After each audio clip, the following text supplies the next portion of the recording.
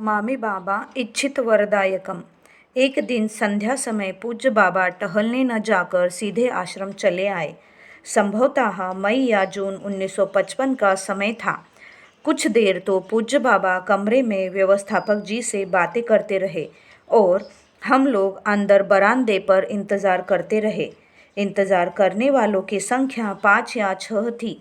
व्यवस्थापक जी से बातें कर पूज्य बाबा अंदर वाले बरामदे पर आए। दरवाजे से निकलते ही एक गुरु भाई सामने पड़ गए। उनसे पूज्य बाबा ने प्रश्न किया, किम इच्छासी। आज बाबा के बात करने का ढंग अनोखा था, इसीलिए मैं थोड़ा पीछे हट गया कि परिस्थिति को समझ लूँ, फिर बाबा के सम्मुख जाऊँ। अब तक पूज्य बाबा बरामदे में रखे एक चौकी पर बैठ गए थे और हम लोगों को भी बैठ जाने को कहा। हम सभी फर्श पर ही बैठ गए। फिर जो गुरु भाई प्रथम सामने आए थे, उनको सामने बुलाकर पूज्य बाबा ने वही प्रश्न दोहराया, किम इच्छासी। उन्होंने अपना कल्याण मांगा और पूज्य बाबा ने कहा, तुम्हारा अपना कल्याण मृत्यु से काफ़ी पहले होगा। फिर दूसरे का नंबर आया और उन्होंने अपना कल्याण और जन कल्याण मांगा। पूज्य बाबा ने उनको इस शरीर से अपने कल्याण का आशीर्वाद दिया और जन कल्याण के लिए संख्या निर्धारित करने को कहा। उन्होंने बहुत कम संख्या बताई तो पूज्य बाबा ने दोनों आत्मकल्याण और जन कल्याण इसी शरीर से प्राप्त करने का वरदान दिया। फिर तीसरे का नंबर आया। तीसरे गुरु भाई की मांग कुछ अपने ही ढंग से विलक्षण थी। उन्होंने मांगा कि सगुण ब्रह्म को संस्कार मुक्त कर दो। पूज्य बाबा ने कहा, कल्पतरु ऐसा वरदान नहीं दे सकता, तुम कोई दूसरा वर मांगो। मेरे वह गुरु भाई दार्शनिक अधिक थे और अपनी मांग को बदलने को तैयार नहीं थे। पूज्य बाबा ने समझाया भी, फिर भी उन्होंने अपनी मांग नहीं बदली। इसके बाद अपने लिए उन्होंने निर्माणचित होना मांगा। पूज्य बाबा ने फिर कहा, तुम कुछ और मांगो। वे गुरु भाई अपनी मांग बदलने को तैयार नहीं थे और अलग हट गए।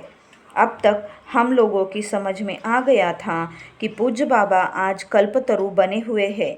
चौथे और पांचवें सज्जन ने भी अपना कल्याण तथा सीमित संख्या में जन कल्याण मांगा। पूज्य बाबा ने कृपा कर इन दोनों को भी मुँह मांगा वरदान दिया। अब अंत में मेरी बारी आई। मैं साष्टांग प्रणाम कर परम पूज्य बाबा के चरणों में बैठ गया। पूज्य बाबा ने मुझसे भी पूछा, किम इच्छासी। मैंने कहा, आत्म कल्याण और जन कल्याण। पूज्य बाबा ने कहा, जन कल्याण एक बहुत ही विशाल शब्दावली है, इसकी सीमा निर्धारित करो। मैंने कहा, पृथ्वी पर के ज़्यादा से ज़्यादा मनुष्य आनंद मार्ग के माध्यम से कल्याण प्राप्त करें। पूज्य बाबा ने फिर आदेश दिया और स्पष्ट करो। मैंने कहा, कम से कम पृथ्वी के 51% मनुष्य का आनंद मार्ग के द्वारा कल्याण मेरे माध्यम से हो। फिर पूज्य बाबा ने पूछा, क्या दोनों मांग आत्मकल्याण और पृथ्वी के अधिक से अधिक और कम से कम 51% मानव का जन कल्याण इसी शरीर से चाहते हो? एक शरीर से इतना जन कल्याण संभव है क्या? मैंने उत्तर दिया, अपना कल्याण तो अवश्य ही इसी शरीर से चाहता हूँ और जन कल्याण के लिए अगर दूसरा भी शरीर लेना पड़े तो मुझे ऐतराज़ नहीं। पूज्य बाबा ने कहा, दूसरा शरीर लेने का मतलब होगा निर्माण चित्त। मैंने कहा, बाबा, निर्माण चित्त जो होंगे वे ही जानते होंगे कि निर्माण चित्त क्या है। मुझे तो इसके बारे में कुछ जानकारी भी नहीं है। हाँ, जन कल्याण की भावना मन में अवश्य है और करना भी चाहता हूँ। पूज्य बाबा प्रसन्न हुए और सिर पर हाथ रख तथास्तु कहे। मैंने प्रभु को साष्टांग प्रणाम किया और पूज्य बाबा के टहलने में साथ हो लिया।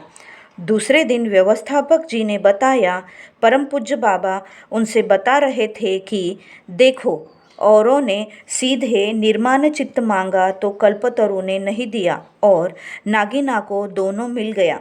यह परम दयालु बाबा का असीम अहेतु की कृपा ही थी कि मुझे उन्होंने यह वर दिए।